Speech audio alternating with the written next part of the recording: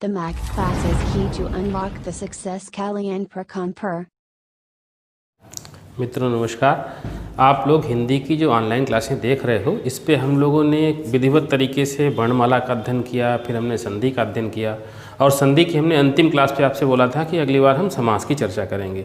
लेकिन समास की चर्चा करने से पहले हम लोगों को कारक का ज्ञान जरूर होना चाहिए। यदि हमने कारक को विधिवत तरीके से समझ लिया तो समास मेरे लिए बहुत आसान हो जाएगा। अच्छा, कारक हम कहते किसको हैं, पहले इस बात को तय करें। आज हम लोग कारक की विधिवत बात करेंगे। कारक हम कहते किसको हैं? कारक शब्द एक धातु होती संस्कृत की क्र धातु, इस पे एक प्रत्यय लगता रूल प्रत्यय, इससे कारक शब्द का निर्माण होता। कारक कहते क्रिया से, क्र माने होता करना, क्रिया से जिसका सीधा या साक्षात संबंध होता है उसको हम लोग कारक बोलते हैं। कारकों की संख्या अलग अलग कहीं मानी जाती। अगर हम हिंदी भाषा की बात करते तो हिंदी पे कारकों की संख्या 8 मानी जाती है और जब हम संस्कृत पे जाते तो इनकी संख्या हम 6 मानते हैं। ये हम विधिवत बताएंगे कौन कौन से। आप केवल ये समझ लो। अभी आप लोग खूब अच्छे से याद करते हो, कर्ता ने कर्म को कर्ण से संप्रदान के लिए अपादान से अलग होने के अर्थ में, संबंध काकी के रारी रे नानी ने, संबोधन हे अरे भो अधिकरण में पर याद करते हो। ये हिंदी के 8 कारक होते हैं। संस्कृत किन 2 कारकों को छोड़ देता है? संस्कृत हमारे 2 कारकों को छोड़ देता, एक तो संबंध को छोड़ देता और एक संबोधन को छोड़ देता। अच्छा, कारक को इसलिए भी पढ़ना जरूरी होता कि हिंदी की परीक्षाओं पे अब कोई भी एक वाक्य दे करके और आपसे पूछा जाता है इसमें कौन सा कारक प्रयोग हुआ है। उसने कहा मैंने पुस्तक पढ़ी, तो मैंने पे अंडरलाइन करेगा या पुस्तक पे अंडरलाइन करेगा और आपसे पूछेगा इसमें कौन से कारक का प्रयोग हुआ है। ऐसे तो आसान लगता है देखने में कि कर्ता ने कर्म को कर्ण से संप्रदान के लिए हम बताने में सक्षम हो जाते हैं कि हाँ इस पे ये है। लेकिन अगर आपने उसके विधिवत प्रारूप को समझ लिया तो आप किसी भी हिंदी के 1 नंबर का कारक का वह प्रश्न और कारक से ही उठने वाले जो समास हमारा वैदिकरण तत्पुरुष का समास आएगा उसको आप विधिवत अच्छे तरीके से कर पाओगे। हम किस तरीके से उन पहचान चिन्ह जो मध्य पे जो पहचान चिन्ह आते हैं उनका प्रयोग किस तरीके से करेंगे और वैदिकरण तत्पुरुष को हम किस तरीके से विभाजित करेंगे, इसका हम एक विधिवत चार्ट के माध्यम से इसको समझने का प्रयास करते हैं। पहले हम एक कारक जो चिन्ह होते हैं हमारे, आप मध्य पे देखते हो, जैसे रसोई घर बोलते हो तो के लिए लगाते हो, शिवालय बोलते हो तो के लिए लगाते हो, गंगा जल बोलते हो तो का लगाते हो। इनका किस तरीके से प्रयोग करोगे, इनका एक चार्ट आप लोगों को खूब अच्छे से याद भी है, केवल हमें उसको समझना भर है। जैसे अच्छा, कारक की जब बात करते हैं तो इनको हम कारक चिन्ह बोल दें या इनको आपके लिए लिखा जाए परसर्ग छांटिए तो परसर्ग भी यही होते, या इनका एक और नाम होता, इन्हें हम लोग विभक्ति चिन्ह भी बोलते हैं। अब एक तरफ तो हम कर्ता का नाम लिखते हैं, एक तरफ हम कारक का नाम लिखते हैं और एक तरफ उसमें लगने वाले चिन्हों का नाम लिखते हैं और फिर हम इनकी विधिवत रूप से चर्चा करेंगे कि कौन से कारक को किस तरीके से हम पहचानेंगे। सबसे पहला कारक कर्ता, जिसका पहचान चिन्ह आप लोग याद है, ने कर्म को करण से के द्वारा संप्रदान के लिए अपादान से अलग होने के अर्थ में।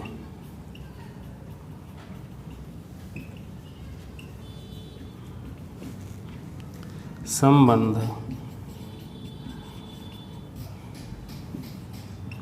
का की के रा री रे नानी ने अधिकरण में पै और पर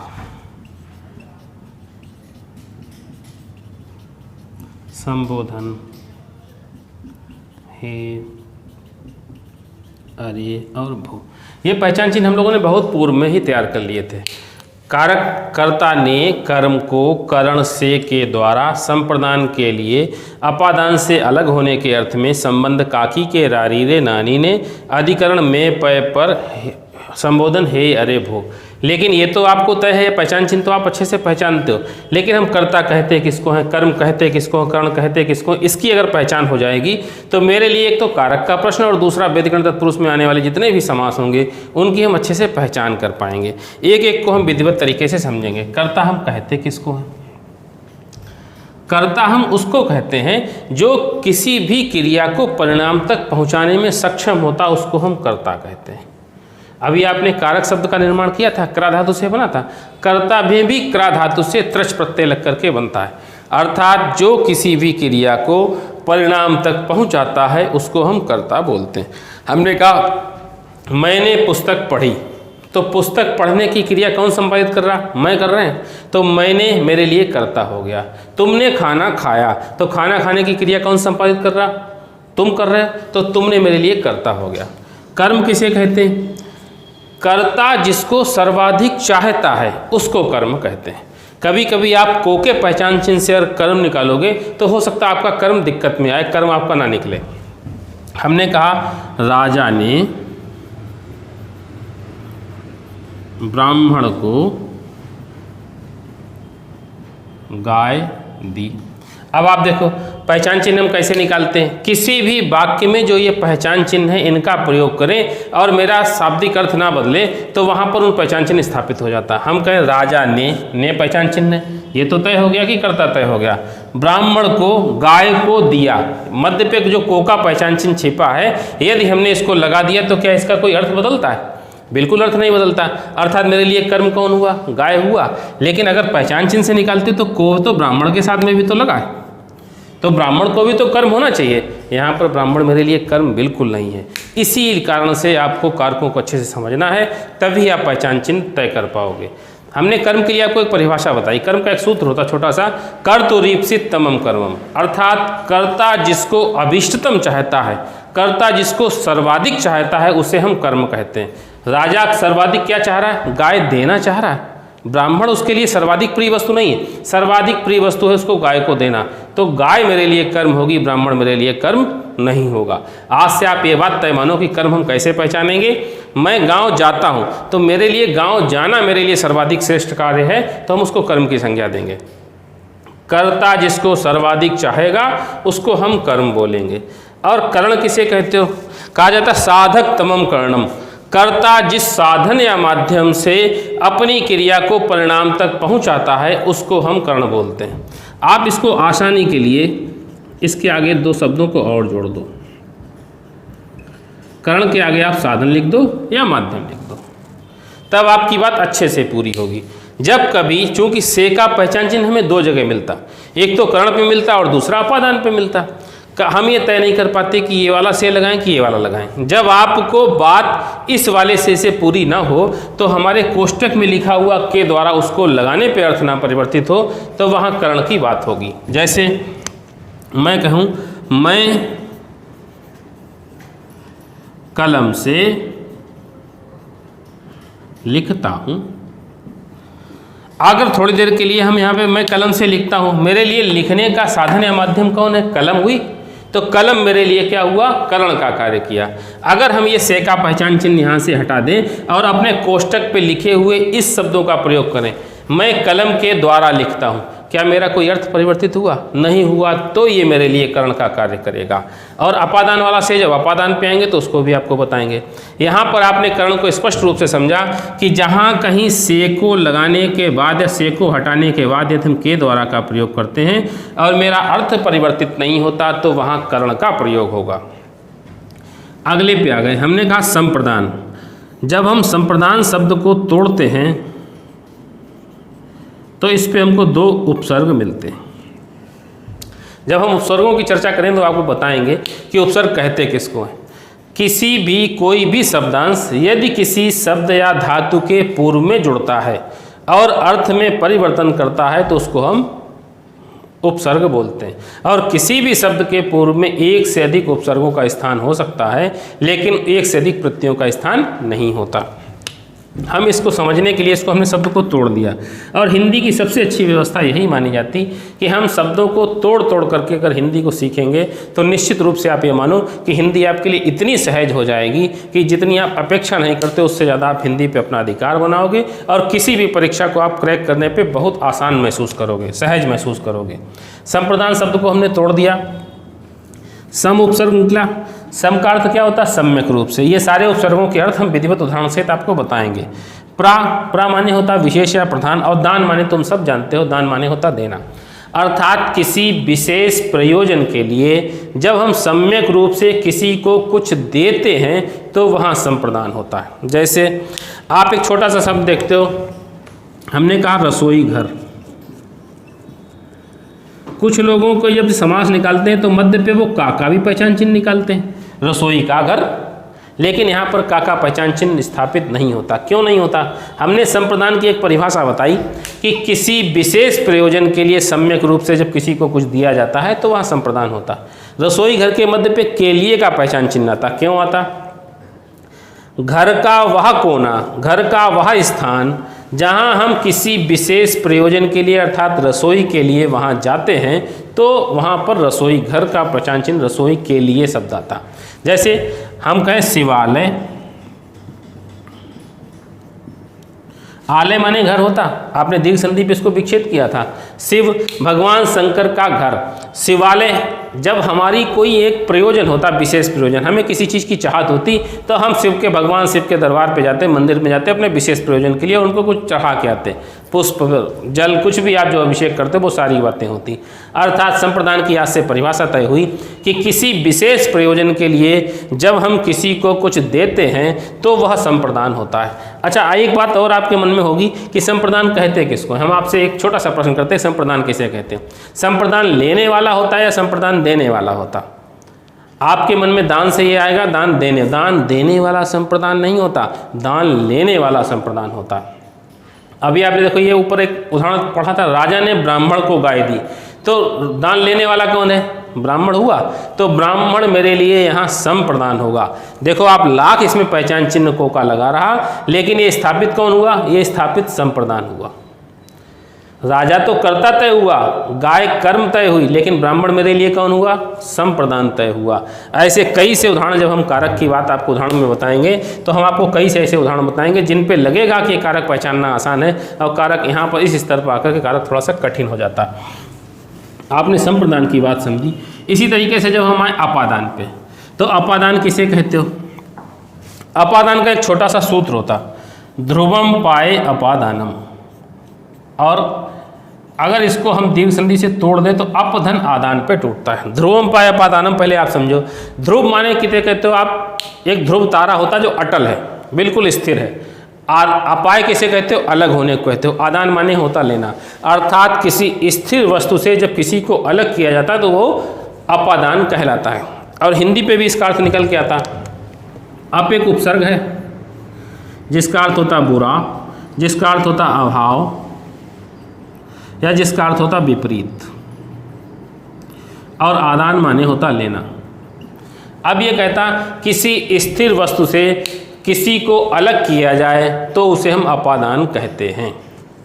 जैसे आपसे छोटा सा प्रश्न हो, आपसे कहा जाए इसमें समास बताओ, एक छोटा सा शब्द किया पदच्युत। पद माने तो पद हुआ और च्युत माने हटाया हुआ। पद तो कोई व्यक्ति अपने पद पर जब स्थापित होता है तब तक तो वो पदासीन होता है, और जब वो पद से मुक्त होता है, पद से हटता है, तो उसे कहा जाता है ये पदच्युत हो गया, पद से हट गया। पद तो अपनी जगह स्थिर रहा, हटने वाला कोई दूसरा आया, कोई नया आया, फिर कोई पुराना गया। तो इस तरीके से पदच्युत मतलब पद से हटा, पद से अलग हुआ। पद तो स्थिर रहा लेकिन उससे एक कोई व्यक्ति अलग हो गया तो अपादान। अर्थात किसी स्थिर वस्तु से जब किसी को अलग किया जाए तो उसको हम अपादान कहेंगे। जैसे एक छोटा सा उदाहरण होता, बिल्ली छत से कूदी। छत तो स्थिर है लेकिन बिल्ली कूदी, तो बिल्ली छत से कूदी, तो छत मेरे लिए अपादान हुई या बिल्ली अपादान हुई? आप बताओ। मैंने पुस्तक से पढ़ा, पुस्तक मेरे लिए अपादान हुई। आप जो ध्रुव वस्तु अपादान वो से कहते हो ध्रुवम पाए अपादानम, अर्थात किसी स्थिर वस्तु से जब किसी को अलग किया जाता तो उसे हम अपादान कहते हैं। अर्थात जैसे हमने कोई चीज़ आपको दी तो हमसे वो चीज़ अलग हो गई तो हम अपादान हुए, और जो लेने वाला हुआ वो संप्रदान हुआ। आज से दोनों पे आपके अंतर स्पष्ट हुए। दान लेने वाला संप्रदान होता है और दान देने वाला अपादान होता है। और जब भी आप फिर भी पहचान चिन्ह ना निकले तो आगे वाले जो कोष्टक पे लिखा हुआ अर्थ इसका प्रयोग करोगे। बिल्ली छत से कूदी या बिल्ली छत से अलग हुई, दोनों बातें एक हुई, अर्थ नहीं। अगला कारक हमारा संबंध का आता है। जरा संबंध की भी हम तोड़ के व्यवस्थित चर्चा कर लें। संबंध शब्द को तोड़ते हो दो पदों पे टूटता। सम धन बंध। सम्यक माने सम माने सम्यक रूप से, और बंध माने बंधा हुआ। देखो दो पक्ष हुए। ये कहता है जिन किन्हीं दो पक्षों के मध्य संबंध स्थापित करने के लिए हमें का, की, के, रा, री, रे, नानी, ने का प्रयोग करना पड़े, वहाँ पर हमें संबंध कारक स्थापित करना है। हम कहें मेरा पुत्र, मेरा पिता, मेरा मामा, आप देखो मध्य पे रा का प्रयोग होगा। और दो पक्ष हुए, एक तो हम हुए, एक मेरा मामा हुआ, एक हम हुए, एक हमारे पिताजी हुए। दो पक्षों के मध्य सम्यक रूप से संबंध स्थापित करने के लिए का, की, के, रारी, रे, नानी, ने का प्रयोग किया जाए तो वहाँ संबंध कारक तय होता। अधिकरण किसे कहते हो? इस शब्द को भी जरा सविस्तर चर्चा कर दें। अधिधन करण। अधिक उपसर्ग है। अधि माने होता निकट, अधि माने होता ऊपर, अधि माने होता अधिक, और करण माने आप लोग अभी तय कर चुके, करण माने साधन या माध्यम कहा जाता है। अर्थात कोई ऐसा साधन या माध्यम जो हमारे बिल्कुल निकट है, जो हमको पूरी तरीके से अधिकार देता है, जो हमको सक्षम बनाता है। जैसे हम कहें हम फर्श पर चलते हैं तो फर्श हमको पूरी तरीके से अधिकार दिए चलने का, फर्श हमारे बिल्कुल निकट है, तो ये हमारे लिए अधिकरण है। और दूसरे तरीके से अर्थात ऐसा कोई भी बीच मध्य पे आया हुआ शब्द जिसमें हम मैं पै पर का पहचान चिन्ह लगाएं फिर भी मेरा अर्थ ना बदले। मैं कहें मैं छत पर खड़ा हूँ तो छत पर खड़ा हूँ, पर का पहचान चिन्ह निकला, ये कहता हम अधिकरण हैं। संबोधन किसे कहते हो? आप संबोधन शब्द को तोड़ते हो तो समधन बोधन, और सम एक सम उपसर्ग तय होगा, बोधन अलग, बोध धातु हो गई। सम माने सम्यक रूप से, और बोध किसे कहते हो? जगाने को कहते हो। जब आप सम्यक रूप से जिन पहचान चिन्हों के माध्यम से अर्थात हे अरे भो के माध्यम से किसी अन्य को जागृत करने का, जगाने का कार्य करते हो, उसको हम संबोधन बोलते हैं। जैसे हम कहें हे कृष्ण, हे राम, आप देखो हमने राम को जगाने का और कृष्ण को जगाने का कार्य किया, तो वहाँ ये संबोधन कार्य किया। आपने जितना अच्छे तरीके, आप इन कारकों को, कारक चिन्हों को बहुत अच्छे से विधिवत तरीके से पढ़ना। आप ये मानना कि हिंदी में हमारे 2 नंबरों की व्यवस्था तय होगी। और जिस तरीके से आपने इस वीडियो को आप पॉज कर करके बार बार समझना कि किस कारक के लिए कौन सी परिभाषा तय की गई और किस तरीके से हमें इन पहचान चिन्हों का फर्क अंतर समझना है। आपने, हमें लगता है, बहुत अच्छे से कारकों को पढ़ा, कारकों को अध्ययन किया है। एक छोटा सा उदाहरण देके हम अपनी बात को यहाँ पर विराम देंगे और फिर अगले वीडियो पर हम आपसे समास की चर्चा करेंगे। आप लोग इन कारक चिन्हों का विधिवत अध्ययन करना, क्योंकि ये कारक चिन्ह ही हमारे व्यधिकरण तत्पुरुष समास को तय कराएंगे। और फिर समासों की हम विस्तृत चर्चा पे आपको व्यधिकरण में किस तरीके से आप इन चिन्हों का प्रयोग करोगे, इनकी बात हम आपसे तय कराएंगे। आपने बहुत अच्छा कारक पढ़ा और आपको कारक बहुत आसान लगता भी होगा। 2-3 वाक्य हम आपसे पूछें और फिर आपसे पूछें आप किस तरीके से इस पर तय करोगे। एक छोटा सा वाक्य हमने आपसे पूछा, मोहन राधा से सुंदर है, और इस पे हमने राधा पे अंडरलाइन कर दिया। हम आपसे पूछते हैं इस पे कौन सा कारक है। आपने पढ़ा कर्ता ने कर्म को करण से संप्रदान के लिए अपादान से अलग होने के अर्थ पे आपने सारे कारक चिन्ह पढ़े। जरा इस पे प्रयोग करके देखो।